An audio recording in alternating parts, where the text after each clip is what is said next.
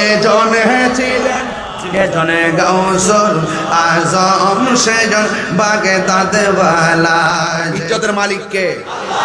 রক্ষা করার মালিক কে? ওলি আল্লাহর পক্ষ থাকবেন, ছায়া পাবেন। ওলি আল্লাহর বিরুদ্ধে যাবেন, মান আদালি ওয়ালিয়ান ফাকাদ আযানতু বিল হারবে। আল্লাহর পক্ষ থেকে খোদায়ে গজব নামবে। আমরা কি গজব চাই না রহমত চাই? আরো বড় করে বলুন।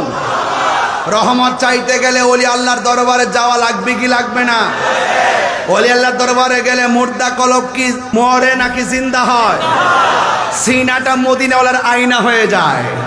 কথা বলেন ঠিক কি না? এই জন্য ওলি আল্লাহদের কারামত কি সত্য না মিথ্যা?